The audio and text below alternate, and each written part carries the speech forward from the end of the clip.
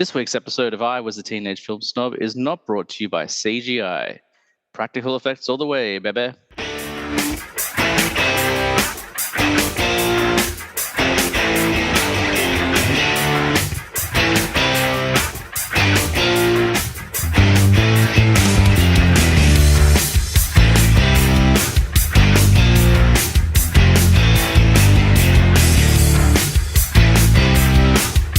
Welcome to I Was a Teenage Film Snob. I'm James Chalmers, your friendly neighborhood film snob. And guys, this week we have a fantastic guest for you.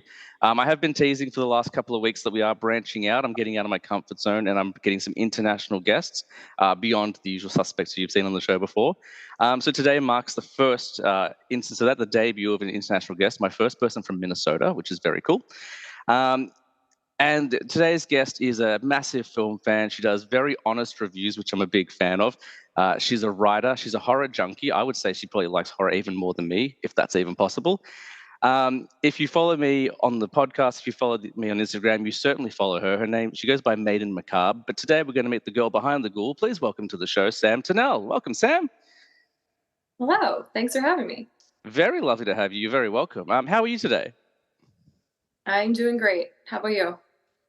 Very well, thank you. We're just having a brief chat offline before. This is the first time we've actually met.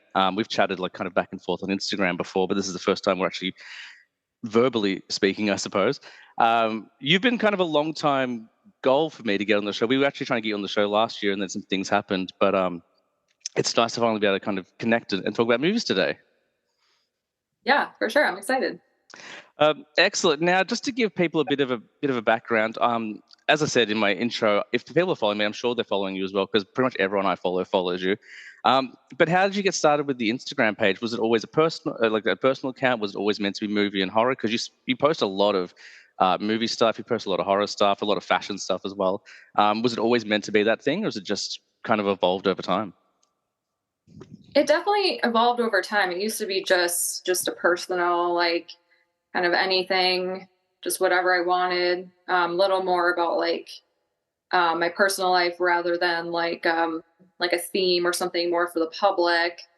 And then I don't really know at what point it evolved. It was like I think within the last, I think kind of after lockdown and COVID. Mm-hmm. Like the first time I started doing a review, and then it just tended to be, mostly horror and then just a little bit of whatever I want. So. Oh, cool. Awesome. I'm obviously a big fan of the horror content. And one thing I forgot to mention is you're also a big fan of metal and like punk music and stuff like that. Just about everything you post up, every soundtrack, I'm like, oh, that's another gem from my childhood. So Nice, that's a very cool thing as well. Oh man, I didn't write the intro. I always kind of just like wing it. I remember this like in this week earlier up, I was like, I've got to mention that she's got a thing for skinny men with big eyes, because I know you like Youngblood. I know you like was it Bill Skarsgård? I was like, I've got to reference that somehow, and it didn't go according to plan, but I did get to reference it, which is good. Yeah, huge Youngblood fan, and I just was able to see him last summer, and it was just amazing. And now he has some big announcement coming up like next week, and I'm just like, cool. Days and so, yeah, nice one. I love it.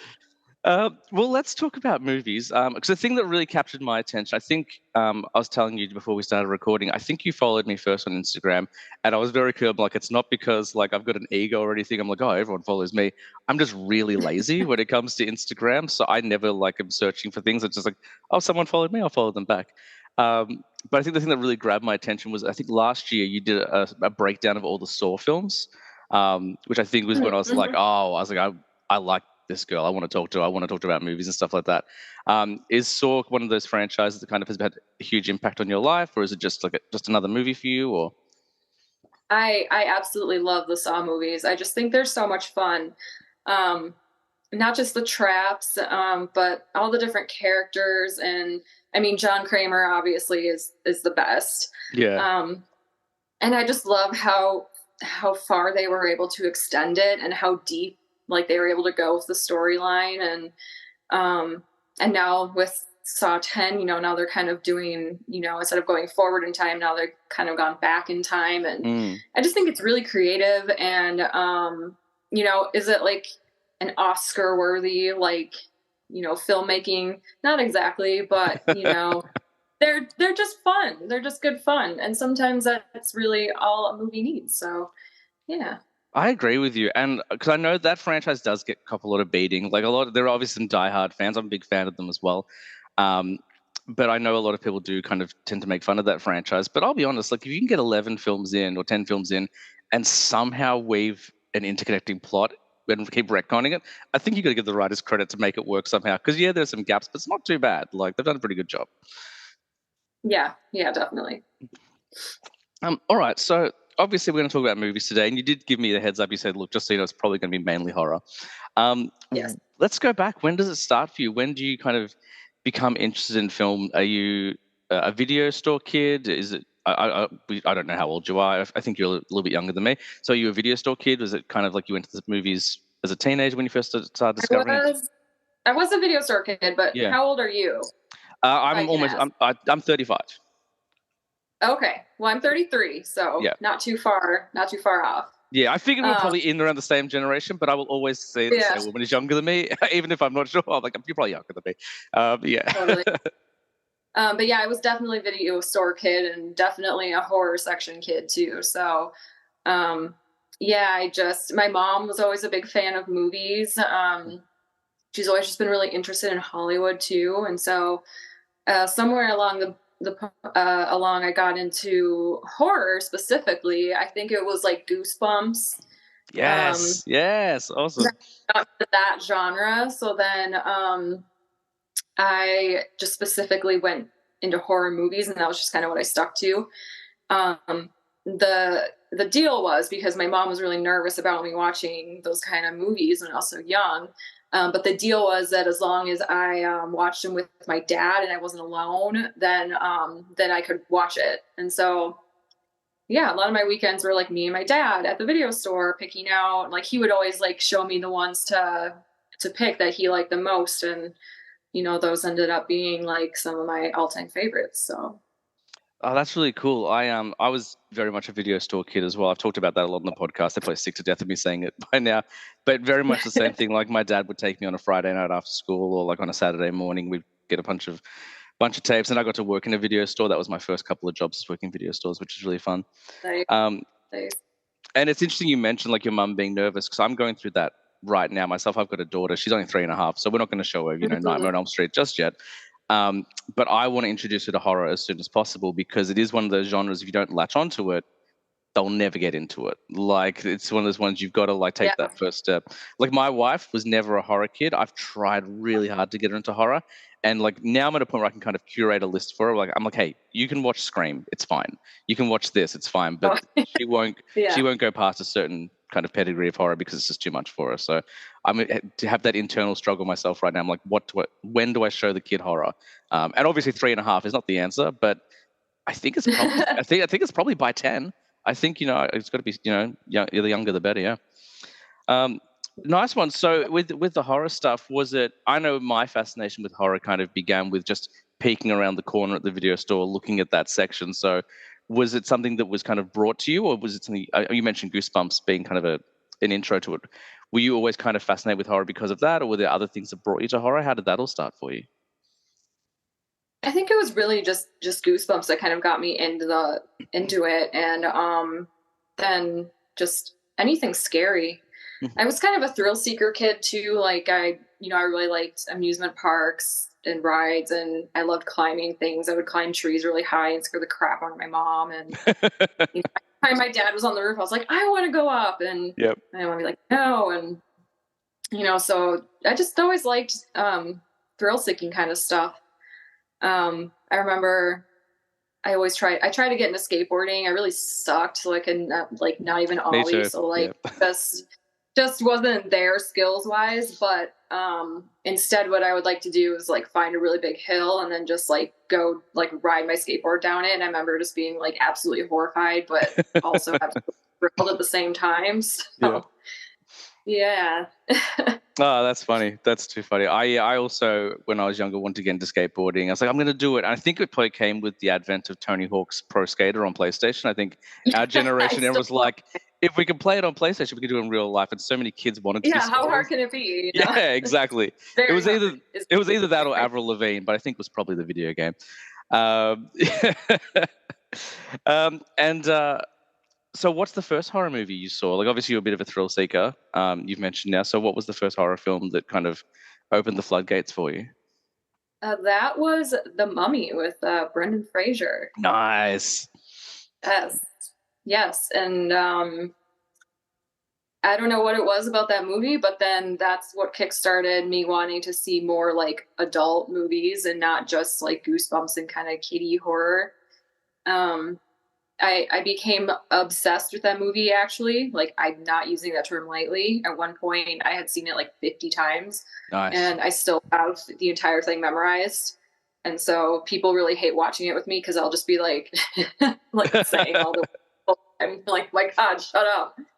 But No, that's part of it, man. Like that is the stamp of like a true film fan. Like, I'm the right. same. Like if I'm watching stuff like a film that I watch a lot every year is Hot Fuzz. It's one of my favorite films of all time, and Mm. I've seen it probably 50 times myself. And my wife also has seen it that many times. But even when watching, I'm like, "Hey, did you know this?" And she's like, "Yes, you say it every year that we watch this." I'm like, "Yeah, but did you know that's Kate Blanchett?" Did you know? And she's like, "Yeah." Like so, I do that as well. And a lot of people who've come on the show in the past are guilty of that. So that's just the stamp of a true film fan. I don't think there's anything wrong with that. And are Totally. you enjoying Brendan Fraser's resurgence? He's back, which is really nice to see. Yeah, yeah. He was one of my favorite actors. Like, ever since Mm, I saw that movie, it was like he's one of the actors, him and Robin Williams, like I just wanted to see every movie they were ever in, even if yeah, it was bad or whatever. Um, so yeah, I haven't seen any of his recent movies though. Like, I don't want to say not because it's not horror, but probably not because it's not horror. yeah. Um, but I should get around to it. You know, he's so talented and just seems like a really great guy. He seems like a genuine like with all the horror stories you hear from Hollywood, you just never hear anything bad about Brendan Fraser. It's just like seems like he was always the good Yeah. guy. I know that like it's become kind of tacky and cliche to do like a 20 years later sequel. But if they announce Brendan Fraser comes back Mhm. to the Mummy tomorrow, I'd be like, yeah, I'm there for it. Let's do it. Oh yeah, I would be down for Like sure. he's For still around. Like he was. If you haven't seen, you just mentioned you haven't seen of his new stuff. The Whale, he's fantastic in. And it's probably the least horror of Aronofsky's stuff. Like Aronofsky does some very weird stuff, but it's a pretty chilling performance. He's very interesting in it. So the Mhm. skills have not gone away. Um, yeah, I would 100% recommend. But it is very sad. Good to know. Yeah. All righty. Well, that's very cool. Sounds like you had a very similar history to a lot of people we've had on, which isn't that uncommon because we're all kind of in that same generation. But good to know you were a bit of a skater girl, or at least a wannabe skater girl. Let's I want to be. let's talk about some movies now. You brought 5 movies in to talk about, say 5 of your favorites. So we'll just go through by one. Start with number 5, work our way to the top, unless they're in no order, in which case just pick and choose, and we can have a chat about it. So what's the first movie on your list, Sam? Number 5. So number 5 was, I need to like I had it like in the other order, and it's like now I have to think backwards. Um, I think it was The Fly. With Jeff Goldblum? Yes. Oh my god, I Yes. love this movie. Okay, go go go. Talk about The Fly. Yes. So what is it about The Fly? Sorry, what is it? So The Fly Oh, number 5, Jeff Goldblum, David Cronenberg, classic flick, so still holds up. Go on. Yep. I'm a huge fan of practical effects when it Yes. comes to that. So I just like I can just totally nerd out watching it at like, oh, like how did they do that? And like look when he's like puking up the acid and like, oh, Yeah. like what I wonder what they used for that and how they did that and the creepy hairs on his back and the whole like transformation he goes through like slowly, like it was just done so well and just so gross but also so interesting. um Jeff Goldblum's character is just really entertaining too. Like he has so much personality. He's just so funny despite the absolute horror he's going through. He's like Brundlefly and like, Yeah. hey, like, make a kids show, and you're just watching like, oh my god. Um, yeah, and just a really great horror film. And one of the scenes that got me, which you wouldn't really think. was particularly scary, I guess, if like describing it. But the part where she's in the hospital giving birth after she Yes. yeah. So she's like having a dream that after she finds out she's pregnant, Gina Davis, and then when it comes out, it's just like a giant maggot. Like Mm. I don't like that doesn't sound like it would be like that scary, but like I don't know. That got me. I was also 9 years old, so I don't know. That's what got me. Look, I don't want to like play the gender card, but it's one of those things that I have to remember, like as I get old, like as I continue on, like that horror. Obviously, horror affects us all differently. Like so. Mm, It's so funny. Like when the Paranormal Activity films came out, I remember someone telling me that I think the scariest film I'd seen at that time was The Descent. That was a film that just like really mm, messed with me. And like that's not scary. Paranormal Activity is scary. And I was like, oh, well, you're 5 years younger than me, so of course you think that's scary, but I just kind of find it boring myself. So like the mm. first part, like you talking about like the birth scene, it's like yes, like that's scary. Just in general, it would affect a lot of people. But as a woman, someone who can give birth, I imagine that's even more nightmarish than to me, who's like, well, I'm never going to pop anything out of me, so it's fine. Like, and it's one of those things. Yeah. Like I remember when like Human Centipede came out, and I watched that first one. My wife was like, "Why would you watch that?" And I was like, "Because I've got to, right? Like no one's made this movie before. Like it's the first time it's happened." And like she's like, "I just I own can't get." all three of them actually. So Sorry. I own all three of them actually. They've not been available in Australia for quite some time, but I would Um, gladly rewatch the first one. Two is really tough. I watched that movie when my sister-in-law was pregnant for the first time, not knowing oh about no. not knowing about that scene. And Oh no. and strangely enough, that's the movie I've seen the most out of the three. Like I've seen the second one the most, and Me too actually. it is the most brutal. And it is because I Yeah. watched it, and then I had friends who were like, "Oh, well, I want to see it. Like, I want to see if it's messed up." I was like, "Well, I can watch it with you if you want." I don't know why I volunteered. I should have been like, "Hey, here, watch it." And then, but Deal with that on your own.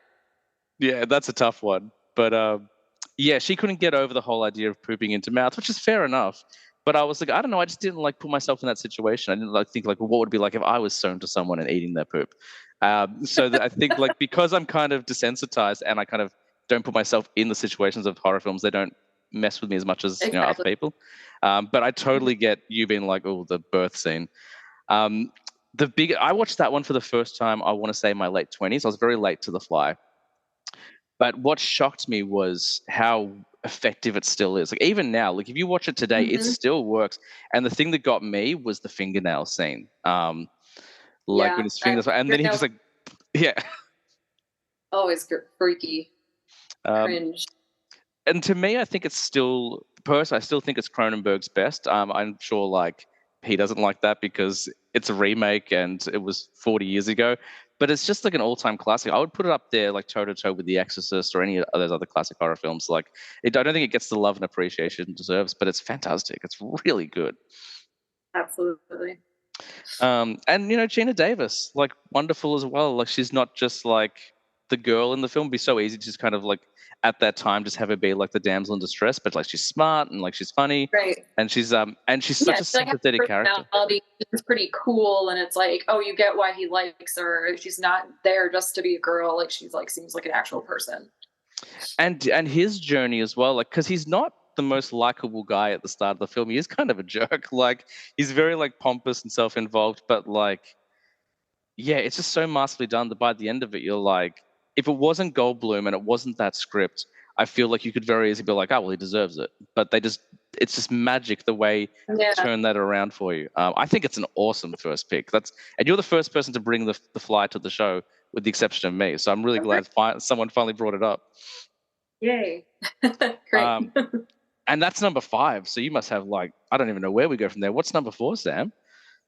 It's Alien. Oh my god! Like I feel like we're the same person. Okay, go like Okay. yep. Let's talk about the brilliance that is Ridley Scott. This is already probably my favorite list anyone's ever done. Nice. Okay, cool. Uh, tell me about Alien. What is it about Alien you love? um, all the twists and turns in it. Like I love how you just don't really know where it's gonna go. Like I went into it totally blind. I was again like I was a kid, and there wasn't really like internet or anything, and Mm, it's not like the chest bursting scene, you know, was all over YouTube, I'm sure. And Yeah. YouTube wasn't a thing back then. So I had absolutely no idea anything about this film. And so then, you know, they go to the planet, and then they come back, and, you know, they break the quarantine, and just all that happens. He's got a thing on his face, and then he just seems perfectly fine. You're like, okay, great. Like, that's awesome. Yeah. Good for him. And then when he starts to get sick and starts choking, and just, that was probably, I don't think in a million universes I ever would have thought that that was what was going to happen to him, you know? Yeah, for sure. So you're just like, oh my God. And then, so there's that. And then not even that, but then also when you find out about Ash being an android. Yeah. Which is a card And they cannot avoid in the sequels. Like every single movie since then. Like, yeah. a spoiler, like surprise. It's like, okay, well done.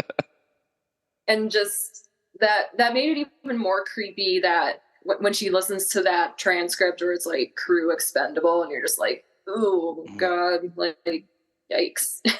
Yeah. You know, everything even worse, that yeah, No, that no one just even. no, absolutely. I think, like, for me, hands down, Ripley is still probably my favorite final girl. Like, I know, like, some people be Yeah. like, oh, well, it's not really like a slasher. Like, it's not, but like, I know there's some strong, you know, cases to be made for Sydney Prescott, but Ripley's just like a badass. No, Ripley's better. Yeah, she's Yeah. super badass. And Jonesy, does Jones count a final cat? Yeah. Yeah, absolutely. 100%. How many cats can you think of that make it to the end of a film, like a horror flick like No. that? And then, so I love Alien. I saw Alien, I think I was maybe 16 or 17. My dad introduced me to it. He didn't watch it with me. He was just like, here, you should watch this. It's great. I was like, all right. And he was right. Um, so I was, you know, a little bit later checking out, but I just don't think there's a monster that compares to the Xenomorph. Like, I've talked about this a lot on the show before, but I think it's like, there's nothing scarier. There's nothing more elegant. There's nothing more, like, it's such a beautiful design, even though it is pure terror. Like, in terms of monsters, how do you feel about the Xenomorph? Is that like up there in the top for you, or there are other monsters you prefer, like, to the Xenomorph? Like, how do you feel about that? Definitely one of my top ones. I won't mention any other ones because they might possibly be in my other in my list. Yeah, that's cool. Um, but yeah, just like you said, the design of it, and how it's really beautiful and elegant, but it's also really terrifying and gross, and it spits all the time. And um, just the idea behind, like, how it, like, is born in an egg, and then it, like, needs a host to, like, put its seed in and whatnot. Like, that's just, it was just so creative. And Yeah. you know, how someone who was really passionate about what they do thought that up. And I always appreciate that. Yeah, no, absolutely. It's interesting. Like, you've only just talked about two movies so far. But first of all, both of them, the villain spits acid, so a bit of a theme there. But also, just like, these are films that are like, we have The Fly is almost, I think, over 40 years old, and Alien must be coming up to its 50th anniversary soon. I think in 2028 it'll be 50 years old. And they're both Oh my so god. effective. Like, they're so effective. Yeah. They just work. And like, I watch Alien probably once a year as well. And that scene in the vents is still terrifying to me. Like, when they're, and you just like, just the simple cut, just like the dot beeping along and then disappearing and then reappearing. Like, holy Christ! Like, how is this still so scary 50 years later? Uh, Yep. where do you stand on the sequels? Do you go in for all the Alien films, or are you just like, nope, it's Alien and that's it? Or do you jump around a bit? What's your feeling on the franchise? Aliens is awesome, almost as good as the first one, very close. Um, the third and fourth after that, I don't really remember a whole lot. I wasn't really impressed by them that much, so they just kind of flew away out of my memory. Yep. Um, but I do like the newer ones that came out in, like, the 2010s. Prometheus and Covenant? Yeah, like Prometheus, and yeah, that's what you said, right? Yeah, Prometheus, and then there's Alien Covenant, which I think came out in Yeah, 2017. I did like those. Yeah. So I think it helped that Ridley Scott did them. I don't think he was involved as much in the third and fourth, or even at all. No, I think his name might So be on there. Like, I think he got a producer credit maybe, but well, I mean, to be fair, yeah, 3, not even Fincher was that involved from the sounds of it. Like, he directed it, but I think they took it away from him. yeah. So So I think that's why I like those more, and I think yeah, they just were better made movies and just had a lot of the same kind of things that I liked about Alien. Like the plot was really good, and then kind of like the twists and turns and the eeriness, and just done in a really similar way, I guess. yeah, no, 100%. I feel the same way. I remember like a lot of people were disappointed in Prometheus because it wasn't really an alien film, but I actually liked that Ridley Scott did that. He's like, look, I can still tell stories in the same universe. Like, he's avoiding. I think that's Yeah. the thing that the thing that people don't like about Star Wars. Well, there's a lot of things people don't like about Star Wars, but is that it's just following that one family for like so many films. So for Ridley Scott to be like, hey, we can get back to the xenomorph. Like the xenomorph's always going to be in this franchise, but let's take a step aside. I thought it was a really good idea. And then with Covenant, that alien is all over the marketing and all over the film as well. And that scene where it's climbing on the ship is terrifying. Like it's so effective. Mm-hmm. And then we've got a new one this year. Romulus comes out, and I think it's Neil Blomkamp who's Yes, directing. So yes, I'm so excited. Hope that'll be good. it is surprising it took them this long to give the director of District 9 like a franchise movie. It's like District 9 is such a great movie. Like, why did it take us long to get to him? So, yeah, I'm keen for it. Yeah, yeah, I really like that one too. That was one that like I don't know if they're ever gonna make a sequel to, but I've seen a meme about that floating around. Like if any movie could have a sequel, I'd want it to be this one, and you know, Yeah. I agree. That would be really interesting. Yeah, I've heard like rumors of like a District 10 for a while. So Okay. I'm here for it. If they want to, like the film is perfect. So if they never do anything again, it's like cool. You did a great job. You introduced the world to Sharlto Copley, and now he's got an incredible career. But if they want to sequelize it, like I'm here for it. Like it was so original, and the idea to go found footage with it, which is a genre Yeah. I'm not particularly fond of. I'm not against found footage, but I Really? find like, yeah, I just feel like I find it. I think my problem with found footage is that um, because it's cheap anyone thinks they can make a found footage film. It's like, no, no, no, you still have to put stuff in it. I haven't seen Skinamarink, but I've heard a lot of people kind of say that it's just shots of walls for most of the film. However, I hated it. It was my top number one worst movie of last year, yeah, okay. actually. Yeah, so I But haven't yeah. seen it, but that's what I heard. But then I just actually this year, in the last couple of weeks, watched the entire Hell House series, and I really dug it. Okay. I found it really effective. So I'm not anti it. I'm always ready to be impressed. So yeah, but Yeah. District 9, yeah, that was one as well that kind of subverted my expectations. I don't know if you can hear that loud noise. My wife is driving the car at the moment. She's reversing out the driveway. Oh, nope, Because I can't. oh, cool. Stories. Because I record in my garage, so like it's just this loud motor. Okay. Awesome. Number 3, Sam. What's next on your list? It is Predator. Yes. Oh my God. Like, what a perfect list this is. It's real. Like, it's like there's not a bad one on there. It's awesome. And like, no one, like, my opinion is there are no bad movies, but this is a tight list. Alrighty. It's timely. We just lost Carl Weathers a couple of weeks ago, which was really, really sad to see. So, obviously, a big part of Predator. Tell me all about your love for Predator. Um, there's just so much like badassery in it. It's just great. I mean, Arnold Schwarzenegger. I love his movies. They're all just so entertaining, and it's just there's so much like really great action scenes. And again, like with the alien design, really, really scary. Mm. Like a predator probably is like the scariest like creature I probably would like if I ever had to fight a predator, I'd be like, just shoot me. Like I don't want my spine ripped out of my back, and like I don't, and just how they enjoy it, and they're just merciless. Like, no, I'm out. I don't want to face a predator. Like, I got zero chance. Like, I have no fighting skills. I'm not strong. Like, actually, it might even.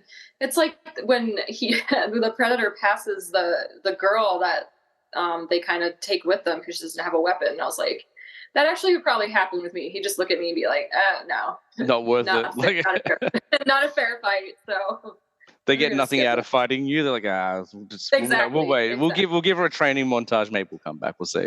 Um, Yeah. Like I have no abilities at all, so it just has no interest in me. and do you prefer Predator with the mask on or the mask off? Because I feel like that's a bit of a debate as well. That's such a good question. I mean, I don't know. I think I think probably the mask off if I had to choose. It's just so weird, Mm. Yeah, creepy. I'm in two minds because I think the mask on is cooler. I'm like it's got like it's more sleek and it gives Yeah, that same vibe as like also like the kind of the elegance of the xenomorph. But mask off is like yeah, a horror show. It's like oh my god, it's so disgusting. Like it's so creepy. yeah, yeah. Nice one. What is it about? Obviously, you mentioned Schwarzenegger. Obviously a huge staple of our kind of film watching. But what is it about Predator that you love so much? Like, is it just the story in general? Like, obviously, there's a lot of great practical effects in there, and you mentioned that before as well. So, what is it about that film in particular that puts it so high up on your list? Well, and it's entertaining the whole time, Mm. and um, the guy who's dry shaving like in the forest, like all the different characters, just a whole bunch of like different like just badass guys that are all really cool and just looking at them like they're so cool and they all have their own personality and just a lot of like really really cool action scenes and it's also just so scary and Mm, like the skins hanging and they it's all these like most badass guys like in the entire world and they're being hunted one by one and none of them mm, have a chance against this thing and that's what makes it like so scary because it's like these are like war trained guys with huge muscles and super smart and they don't even stand a chance against this thing like that just adds to the fear factor of it. it's a really good point. I um hadn't even thought about that. Like, 'cause I watch it, like, it's a badass flick, and I love watching like Arnold, hide in the mud and take on the predator and stuff like that. But you're right, like these are all guys who were action stars of their time. It'd be kind of like taking, the Expendables or like the cast of like a comic book movie now and being like, put it against the Predator and they still don't stand a chance. Like that is a terrifying concept. Like these huge badass guys that we're used to being like, well, they're the toughest of the tough and they can't even. Yeah, it's a really fascinating. I don't know why I never thought about that before, but that's a really good point. It's because I don't yeah relate to that because I'm not a tough guy. I'm not a badass. Like I might have, if I have one muscle in my entire body, it's probably the one that operates the food. Like so. Uh, totally. no, really, really, really good point. And one thing I liked about Predator, and I don't think the film gets enough credit for it, but just the POV shots, the idea to have like the thermal scan and like instead of showing the Predator, like just showing like there is something watching, like that's such a creepy way to introduce a character. And I've never really seen it done, certainly not anything before it, but I think it's pretty rare to see something like that following Predator even either. Like it's very unique to that franchise.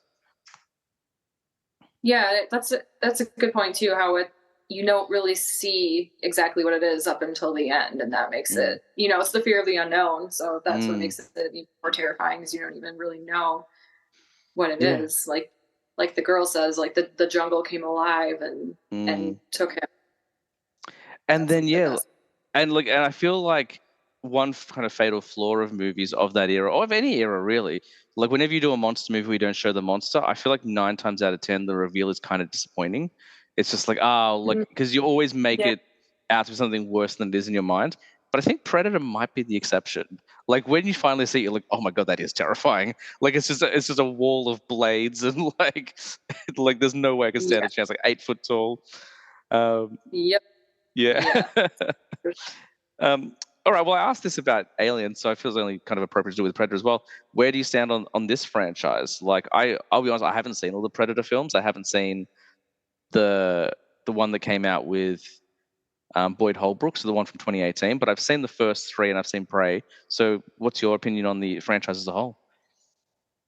Um, I think I saw the second one when I was younger, and I just don't remember. Maybe I haven't even seen it. Mm, Um, I kind of have a thing with sequels where like I have this like fear of sequels where I just feel like if I if it's bad, then it like kind of just ruins the first one for me. So I'm like Mm, hesitant with sequels a lot. sure. I'm trying to kind of break out of that. But I actually did like Predators with Adrian Brody, and I agree. Yeah. yeah, that was a lot better than I thought it would be. And I mean, Danny Trejo, I'll pretty much watch anything with him in it.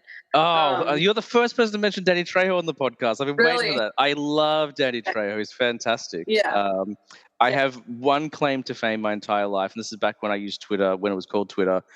He was advertising like Mexican food in Australia, so I tweeted about it, and he responded to me. I was like, "Well, my life's complete now."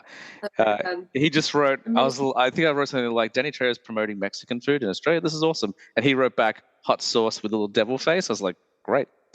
But like Oh my god, so exciting. he's incredible. And my favorite Danny Trejo fact is that the character Machete in the Machete films is the same person from the Spy Kid films. I'm like, that's awesome.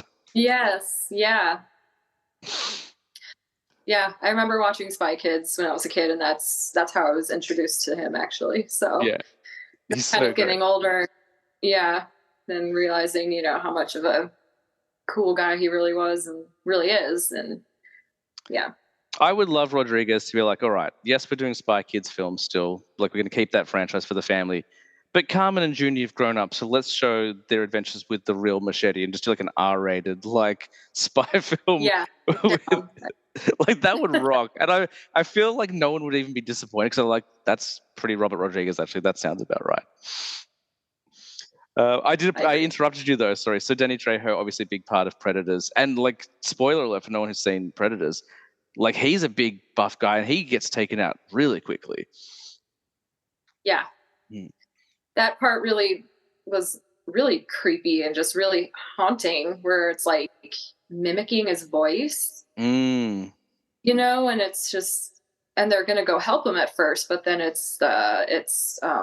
the girl who realizes like, wait, something's not right, and they realize the thing's just like mimicking his voice to get them to to lure them in.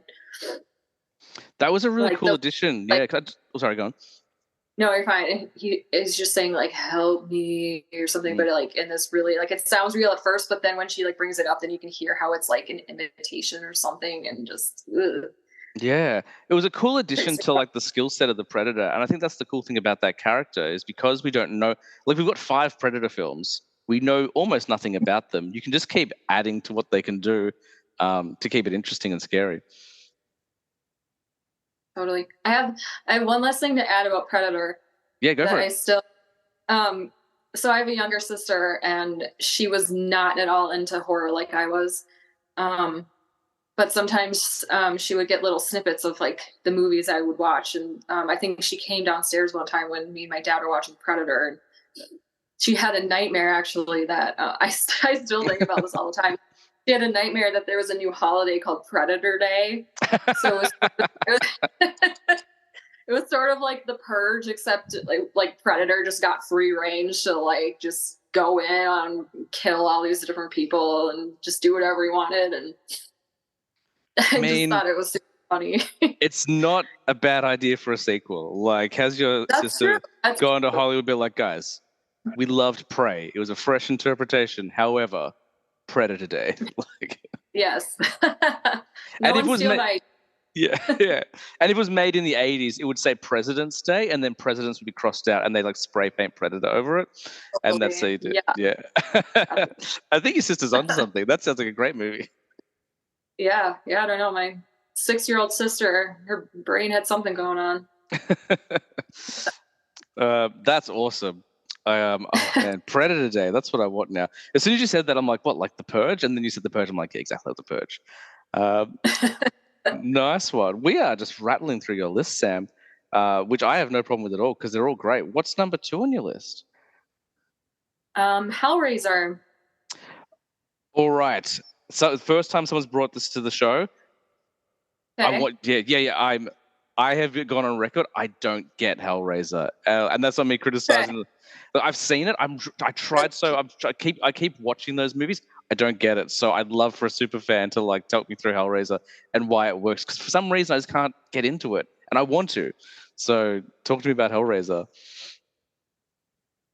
So I think it just really gets the nerdy side of me. Mm, Again, with the practical effects, like when he's like coming up from the floor and just like his blood is like soaking up and how he's just mm, becoming like a man kind of again, like um and like the Cenobites obviously are just so cool, and yeah. I feel like a nerd, but like, That's what we do Pinhead is here. That's what we do on this show, man. Like we all nerd out. You got no apologies to make. There's no yeah. shame. Like, like look at the wall behind me. Like we're nerds. It's all good. I can't even. Oh, okay, cool. Yeah, Um, it so goes yeah, like it Pinhead is extends also the quite a bit. So there's like yeah. nice. Um, and just the concept of the puzzle box, and how like there are these these demons, and the concept of each of them, and just how like how the I don't even know how to describe how they're like all constructed, and Mm, like the female one that has like the throat, and then Chatterer, who's just like the teeth, and there's like no eyes, and so much creativity. And it's just I don't know. And then um the fact that like the how he can just manipulate Julia into just going and casually picking up men to kill for him, mm, um and kind of that tension between how she had an affair with him. He's the brother of her husband, and Kirsty's probably one of my favorite final girls as well. I think okay. she's really cool, and I think it's pretty sweet how you can um use like these hellacious demons like to your advantage and kind of come out on top. That's pretty badass. Look, And I'll then be there's honest, you're selling me on it. Like I'm like, oh, this is okay. yeah, like you are, and that's what I love about this show is if I haven't seen a movie or if there's a movie I haven't necessarily enjoyed, I love hearing people get passionate about it because more often than not, it will actually turn me around. And I always believe movies deserve a second chance. And Hellraiser is just Yeah. I've seen a bunch of the Hellraiser films because I really do want to like them. And you've talked about the Cenobites, who I think are maybe the most visually interesting villains we have in horror period. I don't think there's anything more interesting than the Cenobites because they are all so uniquely different and leather clad and like S&M dominatrix, like weird sex monsters. But Yeah. yeah, I just couldn't get my head around the story, and like, and not that it was too hard for me to understand. I don't know what just didn't connect with me. But hearing you talk about it, I'm like, yeah, you're right. That is cool. What's wrong with me? So Well, yeah, and I mean, I say this all the time, but like everyone gets something different out of horror and movies, and mm, sometimes just don't find something to connect with with a certain movie, and that's fine. It's just everyone's different. yeah. No, that's cool. And I hadn't even thought about her as a final girl. But you're right. I guess because there's no heroes in Hellraiser, and I think that's maybe what I struggle with as well. Like they're all Mm, villainous of some sort. Like the Cenobites are obviously evil, but even is it Frank? Is that the guy? Is he the guy in the back? Yeah, yeah. of course, Frank. Like he's not a good guy. The woman who's been cheating on her husband isn't a good person. So I'm just like, I think maybe Right. that's where I Yeah. struggled to connect. It's like, who am I supposed to feel for in this movie? Because even in the Saw films, which is rife with villainy. Like no one's in a Saw trap because they're a good person. A lot of those characters Mhm. do have shades, so like they're not all completely bad. They've got some good in them, so you can kind of latch onto rooting for them. But yeah, in this one, I just felt like there was no one redeemable. But you are selling me on. I'm like, I gotta look at. First, I'm gonna rewatch Predators because you really remind me of how great that film is. But I'm gonna go back and rewatch Hellraiser, like, because that's yeah, you're really selling me on Sweet. it. Yeah. And do you go in for the whole franchise? Like, obviously, like I think it's like 12 or something of these things now. Oh So my god, any of them, and none of them are really the ones that I have seen. Like I said, I haven't seen like all of the sequels because I think the first one is just so perfect, and yeah. I don't the sequels that I have seen. I think it's like the third one, and then maybe like this I don't know the sixth one or something. Just don't come even close. So it's like, Mm. do we really have that much of an interest in seeing all the rest of them? They're not even close to being as good as the first. Not really. So. Yeah. Did you watch But the remake on Hulu? I was just gonna say I did watch the remake, and oh god, it was painful, and not in a good way. Not in a Cenobite way. Yeah, Yeah, right. I No, watched I it just because sorry, go on. no, you're fine. No, I just thought the main character was really annoying and just insufferable, and I could not stand her. And then it seemed, again, I love practical effects, and just the Cenobites didn't seem really real this time. They seemed kind of more computer generated, and just Mm. it didn't have that like 80s kind of look. It just didn't seem as realistic to me. Um, It's a really some good people are point. like, oh That is an 80s story. Like I feel like any Hellraiser film should be set in the 80s. Like it's I think any other time period it really kind of stands out how obvious it's an 80s piece. yeah. Mm. I did kind of like how in the end the one guy sort of becomes like a Cenobite, and that whole transition of him going through that was kind of cool. But Mm. overall, I was really not impressed. Sadly. Yeah, I think I put that on. I was on another podcast. A buddy of mine does a show called We Love Horror. He's based out in Utah, and he was like, "I want to do worst horror films of the year," and I was like, "Oh well, I don't really do that on my show. Like I'm pretty like positive. Like if I don't like something, it's just not for me."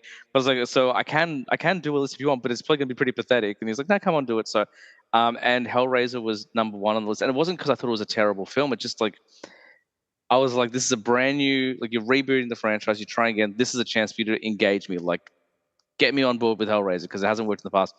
And it just felt like a really missed opportunity. Like there are some cool moments in it, like when they're in the hospital and like the camera pans and then it's just like hell. Like that was cool. Like I liked that.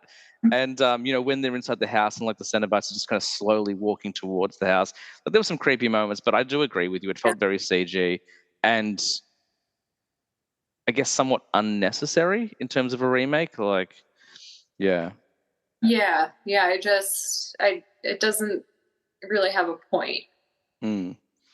And it didn't feel like if it was, and I don't know whether like I say remake, maybe it was meant to be a sequel, maybe it was a reboot, I'm not sure, but it had almost nothing to do with the original film either. So I'm like, here's a chance for you to kind of Right. connect me to the original material, and they were just with it was almost like a road trip film. They were just driving around doing stuff, and yeah, I agree with you. The characters were kind of hard to connect with. They're just kind of the production seemed less focused on your main characters and more about the look of it. I think so.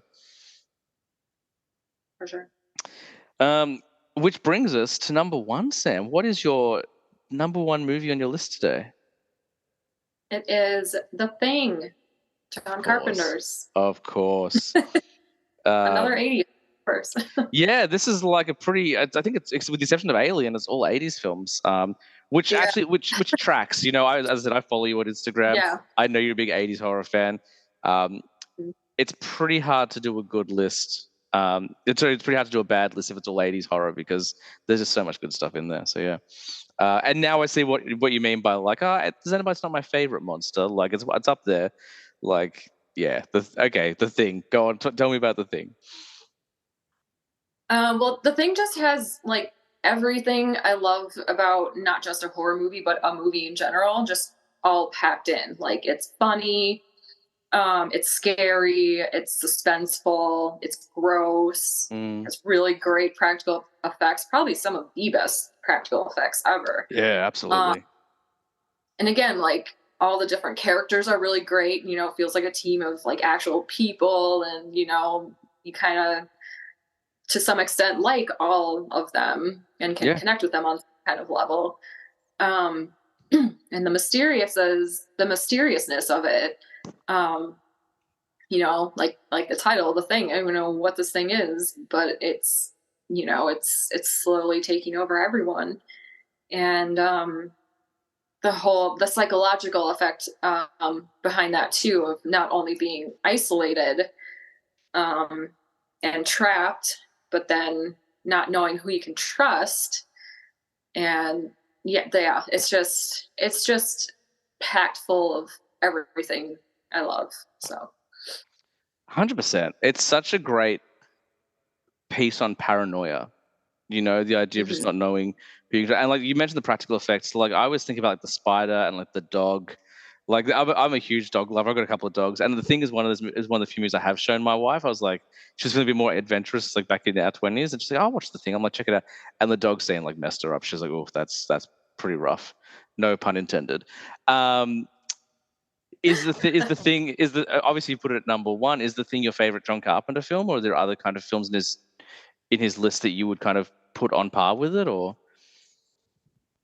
I also really liked In the Mouth of Madness. I'm a huge Lovecraft fan, I haven't and I seen In the thought, Mouth of Madness, actually. It's on my oh, list. I'm going to order it soon, actually. It's on my list to get. So you should, yeah.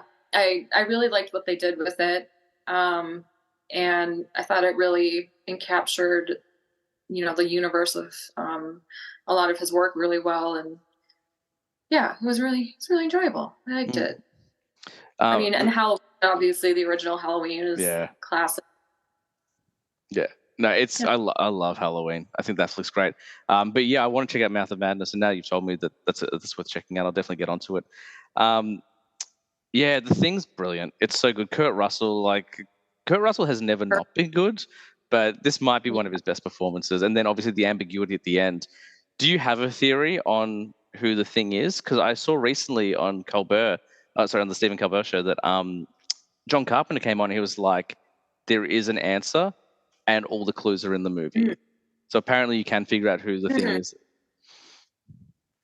I mean, I'm leaning towards Childs because he disappeared for a little while, Mm, like at the end, like he kind of, and so, but then again, it's like, no, because I was going to say, then again, they find McCree's pants, but then they do the test and he's not it. He's not the thing. So, mm, so yeah, that's what I think. I think it's when they're, trying to find it and they end up splitting up, which I don't know why they did that, but then Childs kind of disappears mm, and comes back again, and I think so he's like, oh, where were you? And then just, oh, I forget exactly what he says, like I had to something da da da. So I think it was Childs, and I think Kurt Russell's character knows, and just, I mm. mean, they're all going to die regardless because the place burned down, and yeah. Yeah. So that's my theory. Yeah, no, it's fascinating. I think a lot of people would say Charles as well, because you're right. Like, so obviously he's the one that disappears for so long. But man, what a great list. So I'm just like reminiscing. Like, there's so many good Mhm. movies on your list. I'm really, really excited by it. I think it is my favorite list now. Um, Yeah. we talked about sequels. Obviously, in 2011 they did a prequel to The Thing. Did you check that one out? Yeah. There's a there's few things that I hate in this world with violent passion, and that is one of them. Wow, that bad, huh? Well, like I said, for the eighth time, I love practical effects, and this Yeah. was all just trashy CGI, like Mm, terrible CGI. CGI can be effective. I'm not totally against it, but oh god, this was just awful. And I think to try to do a movie in a in a franchise of something that is known for practical effects, and then to just, I just feel like you're just spat on it in a way, and we're like, whatever, we're just gonna throw in some computer trash. I think yeah. it also I Sorry. think it also wasn't effective because we already knew what happened. Mm, Like we know that the thing took over that Norwegian camp and got to each of them one by one, and so then I guess it's like watching that prequel. I mean, there's not really any tension or suspense because we all know how it plays out because it was all covered in the first one. yeah. So I think a prequel just wasn't really the best idea, and I think if they I think what they should have done is done something a little extra to give it like suspense, to give us something to wonder about, you know. Mm. No, it's a really good point, and it is fascinating. Like, I know that obviously the John Carpenter thing was not successful when it came out. It's always a funny bit of trivia when you hear that, 'cause you're like, really, it's such a great film. It wasn't successful, but it Mhm. was kind of a flop. It is. I'm surprised they like in a world of sequels and remake stuff they haven't pushed to franchise this more because I think it's such a unique concept. The thing doesn't look like any one thing specifically. You could do a low budget sequel and you could do it anywhere in time. You could do what happened before it got frozen in the ice. You could do it in the future. You could do it, kind of jumping around to different places in the world. I think it's one of those things where you could really play with it. Like Prey, which came out a few years ago, was a really good example of how to do a Predator film Yeah. that didn't, it could stand alone on its own, didn't have to connect to the other films. So it is kind of interesting that they haven't pushed for that, unless Carpenter's like, please don't touch it. Wait till I'm dead and then do what you want with it. I would not blame them at all. So yeah. That being said, like they've done it with Halloween time and time again. I saw something the other day where there's a Halloween series coming out now, which I don't like. I don't like how they turn movies into TV shows. I'm like, just let them be, like, just do your own thing. But like, they're like, we're doing something different. We're going back to the start, and it's like they've done that with like 4 times. But anyway. Yeah. At what point is it just played out? Probably never. It'll probably be like we'll be like 85, and then we'll be talking about Halloween 500 or whatever. Like I'm a big Jason guy, and I haven't had Jason on screen since 2009, and like he's back on TV. I'm like, no, like no, we don't need him on TV. Put him on the big screen where he deserves to be. Like, come on, man. Right? Yeah. Totally. Sam, that was a fantastic list. I've been pumping it up the entire time, but like I can't floor it at all. And even Hellraiser, which I've mentioned is a flick that I'm not a huge fan of, you really got me reevaluating that flick. So I'm going to check it out. I'll definitely keep you updated on my thoughts on that one. But what a great list. And you did warn me it was going to be horror, but we don't talk about horror anywhere near enough on the show. So I like that a lot. All right. Did you have any honorable mentions? Was there anything that didn't quite make the list that you want to shout out, or was it pretty easy to pick your 5? Oh my God, it was not easy at all. It's a very unfair premise for a show. I'm aware. Yeah, but I would probably say The Shining and Silence of the Lambs were like my runners up, I guess. Nice. I'm not surprised you didn't talk about anything other than horror. Do you really watch anything outside of horror, or are you just exclusively like, nope, it's horror and nothing else? Sometimes I do. I do like sci-fi, so I watched the new Dune movie. I just saw that in theaters. And how was that? It was really good. Yeah, it was really good. Yeah, it was really interesting. I mean, it did run kind of long. Yeah. But yeah, I mean, all the acting's really good, and that's another thing I like with. There's like kind of different like races or different kind of not really monsters, but different aliens or stuff like that, different creatures and different aspects of it that I could kind of nerd out with the whole time. So yeah, but it was really well done. I mean, visually just as nice as the first one, just as extraordinary and entertaining. So definitely recommend it. Yeah, that he's got a real eye for detail. Like I think Villeneuve, like obviously people are already aware of how great he is, but I think he's going to be, mentioned the same breath as Spielberg and Nolan pretty soon. Like as far as visual storytelling goes, he's got such a great scope for things as well. Like he's not afraid to put everything up on a big screen, and use the space in really interesting ways. Like a lot of people just point the camera and shoot without kind of thinking what it looks like, but he's doing some really interesting stuff. So I haven't checked it out yet. I think I'm going to see Dune next week, hopefully. So I've only heard great things, so which is good. Mm-hmm. All right. Well, before we get out of here, we always like to end the show with a rapid fire question round. So I haven't prepared you for these questions at all, unless you listen to the show. And we haven't done one of these in a little while. So they're just lighthearted, nothing to worry about too much, just to kind of talk about your viewing habits and stuff like that. And then we'll do some plugs and get out of here. So Sam, what was the last thing you watched? The Shining. Nice. Is that a regular one for you? Do you just watch that pretty much? Like, is it like an every year thing? Is it more than once a year, or? I don't really plan it that way. It's just I was like, I want to watch like one of my favorites, and it was last night, so I just put it on just for funsies. And that flick is still really effective. I watched that last year. I watched it and Dr. Sleep back to back because I'd never done that before. And that flick is like Shining is still terrifying. Like that old woman in the bath still freaks me out. Yeah, that was another one I saw as a kid, and definitely gets to me. Anything that's like that's like psychological or, and paranormal kind of get to me the Mm. most. And that's like both. So Yeah. yeah, definitely gets under my skin. And were you a fan of the book as well? Like, we haven't really talked about books. I know you're a writer. I know you've done some short stories, and I know you've done some kind of like fan fiction and stuff like that. I was checking that out. Yeah. So are you a big reader as well? And is The Shining a book that you kind of compare to the Yeah. flick? Or I do love Stephen King a lot. yeah, And I really like the book as well.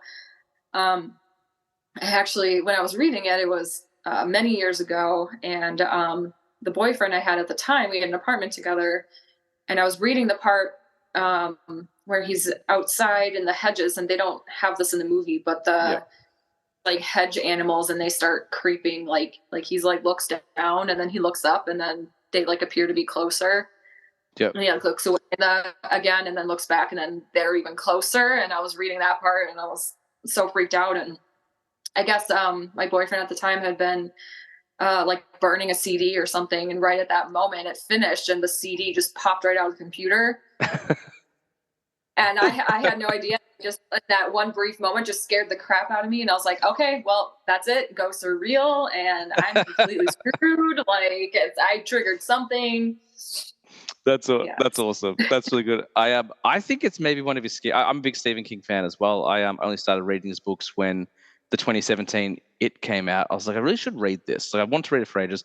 So I went on a huge dive, and I've read a ton of his stuff. And I think The Shining is still maybe the scariest thing he's written. Like, I would have to read it during the daylight. I never experienced that before, because the way Yeah. he describes fear, like, and I think it was he was like Danny was like going to go, like, I can't remember what it was. I think it was Danny was going to the boiler room, and the way he was writing it was so scary. I was like, oh my god, like wow, this is really creepy. And yeah, you're right. I know a lot of people are like, oh, the movie doesn't match the book. It doesn't bother me. Like, I think the movie like is its own thing. Yeah. Does a really good job. As a writer, I totally get why Stephen King Mm, is upset. Um, and I get it because I mean, I'm just guessing, but I think, well, Stephen King's a big character guy, and I think mm, that character meant a lot to him. And I think what happened in the end, and I think, that how he sacrificed himself to save his son, I think that was really important mm. to Stephen King, and how they twist him into just being a complete villain, I think kind of hurt him. Yeah, I do That's- agree with you. I do agree with you, because in the book, like, Jack Torrance isn't a bad guy. Like, he's flawed and he's made some mistakes, but he is trying to be a good person at heart. Whereas the minute Jack Nicholson shows up on the screen, you're like, well, he's the bad guy. Like, you can tell straight yeah, away. There's no descent into madness. Like, he's already insane. yeah, for sure. Yeah, nice one. Um, okay, that's the first question. So what's been sitting on your watch list forever? What's one of those movies you keep meaning to watch and you keep putting off for whatever reason, and you just haven't got to it? Oh, Killer Clowns from Outer Space. Oh, good one. I haven't seen that either. Really? Okay. Yeah. So I'm not. No, it's having a resurgence at the moment. Like, there's merch everywhere. Like, people are, I don't know what's going on with Yeah. that flick, but it's come back in a big bad way. What is it about that flick that you just haven't watched it? Is it just like you can't be bothered? Are you actively interested in checking it out, or what do you think's going on there? I mean, I am, but like, I feel like there's kind of a goofiness to it, and I'm not super into like goofy horror stuff, you know? Interesting. Okay. So, yeah. So I don't know. I like everyone says it's so good, and I'm like, I should watch it, but then I guess I have this like pre-bias that like I'm not really gonna enjoy it. So that's why I've been putting it off. I'm with you on that. Like, I do like horror comedy. I don't mind horror that gets silly. But ever since I saw that poster when I was like 12 years old, I'm like, what is this? Like, I don't like Yeah, what is this supposed to be? Like, and like, actually, right. like, the promotional artwork really put me off. So even though I don't mind funny horror or goofy horror, yeah, it's one of those ones where I'm like, I'm sure it is good. Everyone loves it, but there's something about it I'm just struggling to connect with. Yeah, Um, yeah, yeah, same. so where do you stand then on, if we talk about goofy horror, where do you stand on the Evil Dead franchise? Because obviously that's a I franchise that starts off very love dark. I Go on. love the original. Love the original. The remake, the second one, I love that as well. Okay. Really great. I did not like the remake at all. I Wow. just Okay. Interesting. I couldn't, just the whole premise behind it. was so unrealistic that I the rest of it was just ruined. And like I'm in recovery for addiction, so like Okay. I know a lot about that. And just the whole premise of like, we're gonna get my heroin addicted friend better by bringing her to a cabin in the middle of nowhere and forcing her to withdraw, and it's Yeah. okay because I'm a nurse, is just one of the most ignorant and dumb things I've ever heard in my entire life. Mm. That it And there's already so much stigma and false information out there with addiction that that just pissed me off so much, and I was like, well, I hate this already. Yeah, fair enough. And as no nurse anywhere would ever think that was a good idea, Yeah. and no one who has a smidge of knowledge about addiction would think that that would be effective. So So do you think it's just if the setup was different, you would enjoy the film more? It's just that initial, like, they just chose a dumb way to start the film. Do you think, like, because that's a very practical effect driven film? Um, yeah. yeah, I I think possibly, but then I also think I don't think the gore behind it and stuff was really creative. I guess I think it wasn't really like intentional. Like they were just like, take a weapon and just hurt yourself yeah, with it. yeah, Like I don't know. I didn't think it was. I wasn't like, whoa, that was really cool, or whoa, that was really creative. It just was like, okay, here's another person hurting themselves, and mm. oh, her mouth is cut off. Like, okay, I don't know. I just couldn't connect with it. You're really making reevaluate a lot of my movie choices. But as you bring that unique perspective, and I was aware, obviously, that you were in recovery, and I didn't bring it up because obviously that's not my business. But you have been very open about it on your Instagram, and I hadn't thought Mhm. about it from that perspective. But I guess, yeah, like, if you're gonna Again, it's do not it, something I advertise. if you're gonna make that part of it, do the research. Yeah. Yeah, yeah, Mm, that's yeah. It really bothers me when I like know something and it's obvious that they didn't like research it. And I'm sure mm. there's movies out there that like other people who know more are like, oh my god, this is so unrealistic, and I'm like, this is great because I just Yeah. don't know. Yeah. But Nice one. And then, yeah, okay, cool. Excellent. Yeah, I wanted to know because you obviously mentioned the goofiness, and I'm one of those people. I'm a bit of a rarity. Like, I love the first Evil Dead. I think the first Evil Dead is a perfect film. I think it's great, but I feel like Mhm. 2 and 3 gets a bit too goofy for me. Like, I don't dislike them, but I'm like, oh, the first one was It's different. so dark, and now you've gone into a very slapsticky kind of Three Yeah, Stooges style way, and it doesn't quite gel with me. And I appreciate them for what they are. And I think they're good films. I just don't love them as much as the first one. I did love the makes sense. 2013 remake, but now I think I'm like, you've got me reevaluating it. And I thought Rise was fine. I thought Rise was a bit of a disappointment for me. Really, But I loved it. I loved really it so interesting. much. Yeah, I really did. The cheese grater, and oh man, I really liked it. I loved all the effects. Like, don't get me wrong. Like, the girl eating the glass, I was like, holy Christ! Like, that's what got me. And Mhm. I think it's Alyssa Sutherland who played the mum was fantastic. But I Yeah, think I got something. I think because the 2013 one scared me so much the first time I saw it, I was expecting them to kind of raise the bar, and it just kind of I wasn't scared watching it. Like, I made a whole event. I'm like, I'm gonna finish early one day. I'm gonna make sure like it's light so I don't get too scared. Pop it on, and then I was like, oh, I could have watched this anytime. It's not that scary. But then we got When Evil Lurks, and that I found really kind of filled the void that I wanted from Rise. Um, yeah, yeah.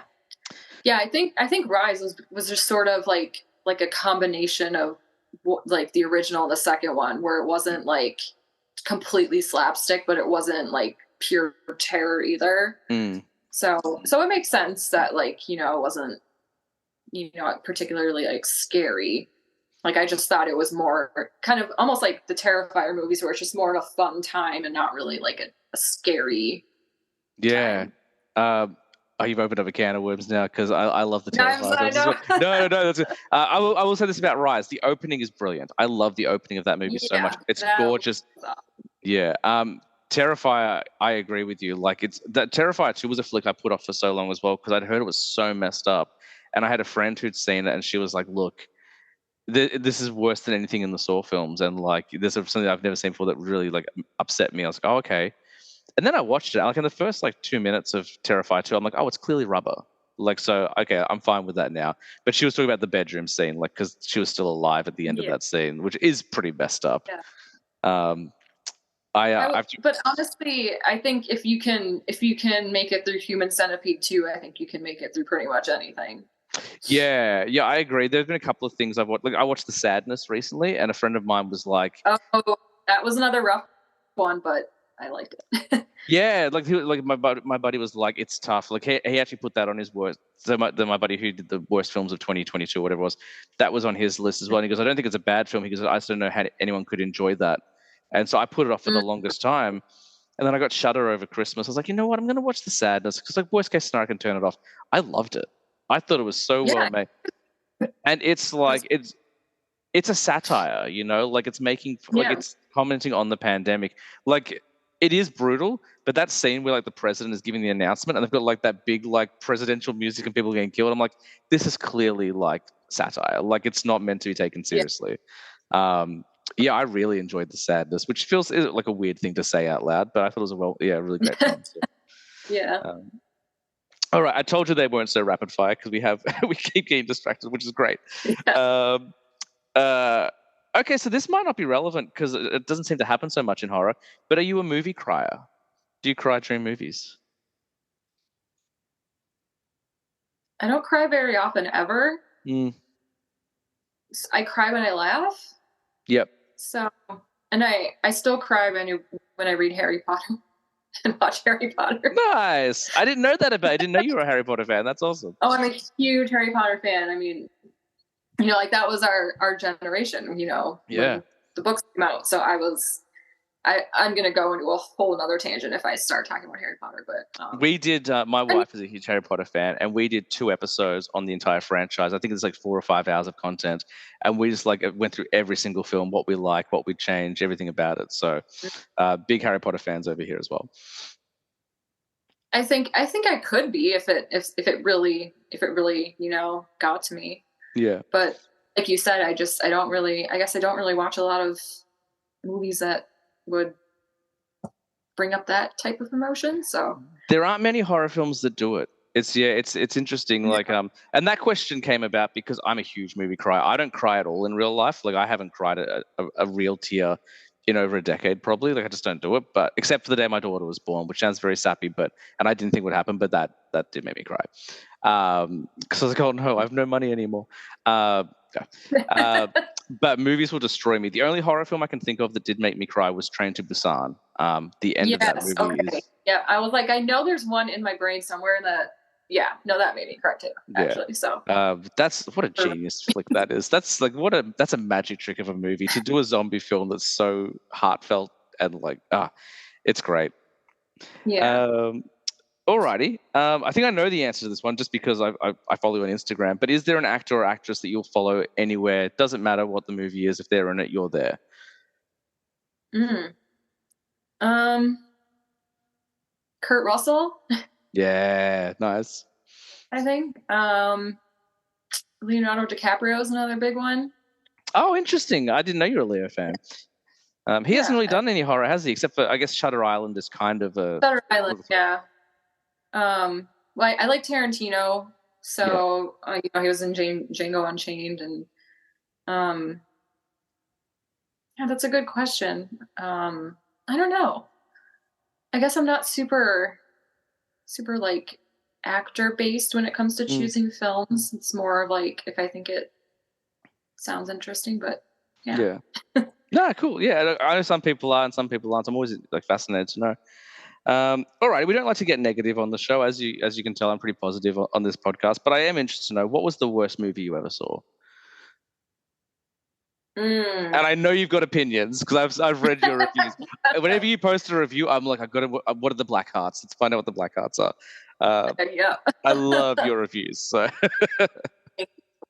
um, Worst movie I've ever seen. I think I'm gonna have to go with Amityville Karen. And that's the I know which one you're talking about. I haven't seen it. Is that with the woman from Orange Is the New Black in it? No, that was just called Karen.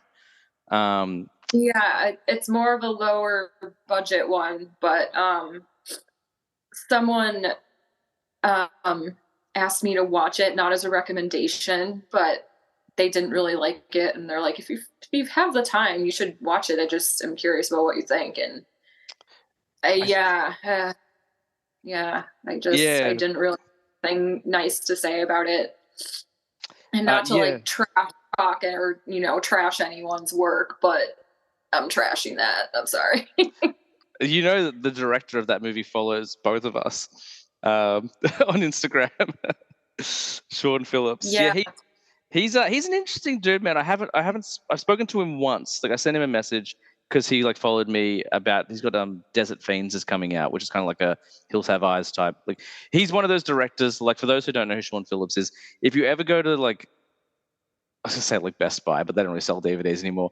But if you ever go to a DVD store and you see kind of like the knockoffs of horror films, so you'll see like The Asylum do it a lot, like Sharknado kind of is in that kind of vein as well. He's one of those directors, which I'm always fascinated by because I don't think they're bad. Like I don't think that's a bad thing. Like he's clearly doing what he loves and wants to do. When he gets to work with cool actors, like he's got Eric Roberts. Human Centipede 3's Eric Roberts is in Desert Fiends and stuff like that. But I remember I was chatting to him like, hey, like, if you want to talk about your movie on my show or want to talk about your movies in general, like come and have a chat. And then he like sent me a voice message. He's like, oh yeah, like if you want to do that, you can bid on that in like a funding campaign. I was like, oh no, I don't spend money on my podcast. Like that's fine. But he is a bit of an interesting dude. You know, I think he made Amityville Karen.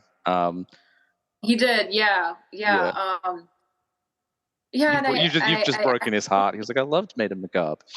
Um, I actually restricted him because he kept sending me messages oh, interesting. asking me to fund his movies and be a part of it. And, I went from like, okay, yeah, I'll think about it to, just liking it to just leaving him on red. And then it was like, all right, like, like I don't want to necessarily block him, I guess, because, still, still somewhat enjoy kind of some of his posts and he's in the community, but yeah, I don't know. I was like, bro, like Yeah, it's a tough one. I I'm see trying to where be it's. Sorry. nice, but like like I'm trying not to be rude, but like No, I just I really want to be understand. like, It's tough, like, because I understand that mentality. Because, like, obviously, I've got a show, and I try to promote it as well. And like, but at the end of the day, like, there's tenacity and like being a fan of yourself and trying to promote it, and then there's like harassing people. And I'm not saying that's what he yeah, did. Like, I don't know the full story. Like, I'm hearing your side of it. Maybe he's like, it was one post. Like, I'm sure it wasn't. Like, I trust you. But yeah, like one thing that I always do is when I ask people, like, I even said to you, like when I reached out to you this time, I was like, hey, I don't remember we're going to get together. Like, if you're interested, let me know. If not, no worries. And if you had said no thanks, I wouldn't have messaged you about it again. I would have like liked your post. I would have commented on stuff. But I mean, like she said, no, like that's it. Like that is a little bit frustrating. But yeah, yeah, um, yeah. So I think just sending like repetitive messages when someone's like not responding back, I think is like you are not getting it, yeah. and or you don't care and you're just going to do it anyway, and that is kind of like the definition of harassment. So I guess Especially in yeah, 2024. Like, you know, yeah, if it was like the early 2010s, I'm not excusing it. It's still not good behavior, but it's like, right. well, you know, we're not really aware that this is kind of bad behavior, but now we're all like, hey, like just stop, please.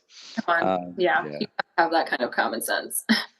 Well, that's a shame. And the film itself, what is like? Because there's a bunch of these Amityville films. Like, obviously, the Amityville horror is based on like the case of the Warrens, or like is inspired by that case of the Warrens from like the 1900s, yeah, 1900s. And they made a bunch of films. But like now, everything has Amityville. There's Amityville Bigfoot, there's Amityville COVID, there's Amityville Karen. What is this flick about? I uh I kind of the Amityville part of it I didn't really get. Okay, so it's just branding. It was just kind of like a woman that gets like possessed, I think, and she's like a Karen, a classic Karen, Mm. works in and she's just she does some job, like something with I can't even, how do I describe it? Like approving businesses or like inspecting businesses or something like that. And she's just a Karen about it, like really picky and really rude, and then she becomes possessed, and yeah. Forgive me for not really remembering the No, that's details. okay. I'm just like I'm fascinated by it because like there's always something. Like every couple of years there'll be something that's really popular, and then all the knockoffs come. Like I just watched on Shudder Sharksploitation. There's a documentary about like the history of shark films and how like in the 90s, like with the birth of sci-fi, like suddenly everyone was making a Jaws ripoff. And like every couple of years there's something like that, and the most recent one seems to be Amityville. Like there's a bunch of them, so I was like, maybe you can tell me like what the Amityville of it all is because I don't get it. And I'm weird. It's so weird that Really sorry. yeah, it's so weird that it randomly happened because Amityville Horror is not a new film. Like even the remake was in 2005, so it's a 20-year-old flick at this point. Yeah. So Yeah. no, you don't have anything to apologize for, Sam. That's fine. You did the hard work, so we didn't have to. You watched the flick, so. Yeah. And the last question on our not so rapid fire round is: what's one movie you feel like they should never remake? The Thing. Yeah. Look, as soon as I asked, I'm like, I bet she's going to say the thing. Like, and the thing isn't interesting because it's a Yeah, remake I guess. itself. But no, I True. look, That's true. That's true. but But I that's okay. guess, yeah. Yeah, that's a good point. Now you have me like rethinking. You can say the Yeah, thing. but There's no right or wrong answer. Like, you can be a well, remake. now you have me pondering. I'm like pondering my decision now. Like, Ponder away. Do that pondering. It's all good. but yeah, I think it's just it's kind of it's in that territory now of like you can't really remake it. So I think entering into that universe again would be okay. Mm. Um, but trying to like redo something that's just so iconic with so many different like everything about it was so iconic and all the different actors and all the practical effects, like trying to redo that like is just not only not really possible but just not just kind of pointless. Yeah. So No, I hear you. Absolutely. I agree with you. I think entry, like there's ways to do spin-offs or further stories, but you don't need to remake that story again. It's pretty perfect. We're talking to you, David Gordon Green. No, I actually like some of his. I like some of his horror stuff. But I'm in the minority there. But I know if that was announced yeah, tomorrow, you might. Well, I have a friend who likes his stuff actually, so you're not. There's at least two people like him. So. there's two of us. There's two of us. Yeah, like yeah, that's fine. I know if it was announced tomorrow that David Gordon Green was remaking any other horror film, the internet would riot. So, um, yeah. That's it. You have survived the show, Samantha. So thank you so much for All right. coming on the podcast. Before we wrap Thanks up, for having me. No, you're welcome. It's been a long time coming. So it's been great to talk horror with you and learn about some of the things you like and hearing your opinions. So before we get out of here, is there anything you want to plug? Is there anything you want to direct people to that they can check out? Obviously, you're a bit of a writer. You've got some great stuff on your Instagram that people can check out. But do you want to? Yeah. Not at the moment. I am working on getting a collection of short stories published. Oh, so, cool. but in the near future, hopefully. So I guess just stick around. And what's the Instagram name again? So they can all they should all be following you already. But if they're not, if they've idiots, Maiden Macabre. Maiden Macabre, definitely follow Sam. Like it's such a joy seeing those reviews come up. Like as I said before, Sam's very very honest, and whenever she watches something, I'm always keen to see her thoughts. And yeah, your content's always very, very entertaining. And you don't do a lot of video stuff, but when you do, it's always fascinating hearing you talk about movies as well. So go check out that Saw video. That would be my first reference. Go and check out Sam's discussion of the Saw franchise because I really liked it. I think was it your favorite traps you were talking about? Yeah, I think so. Yeah. Was it? I think you did. Yeah, I know you did. I think you did the movies, and I think you did the traps as well. I can't remember now. Whatever. Go find the Saw video. Yeah, I did. Sorry. Yeah, it's not Sam's responsibility to find this video, guys. You go and look for it, but it's worth your time. I don't even remember what on my own, so yeah. I have no idea what I'm doing. No, that's all good. None of us do. None of us know what we're doing. It's all good. Thank you again to Sam. Obviously, what an incredible guest she was, and welcome back anytime at all. Go support her. Follow her on Instagram. Go like a bunch of her posts. If you want to follow my show, you can jump onto Apple Podcasts, Spotify, anywhere you find your podcasts. If you want to follow me on Instagram, it's I was a teenage film snob, underscores between every single word. And I post pretty regularly. There's video content. There's a video of me dressed up as Batman a couple of days ago that's pretty funny, I think. If you want to support the show financially, you can jump onto tpublic.com, type in I was a teenage film snob, or click the link in my Instagram bio. T-shirts are pretty cheap. You get 20% off as a first-time buyer. It doesn't give me any money, but it does spread the word, so go do that. That's going to do it for this week's episode. We had an incredible guest today. We've got more international guests coming, so stay tuned for that. But until next time, as I say every week, guys, I was a teenage film snob, but I'm trying to be better. We'll see you next week.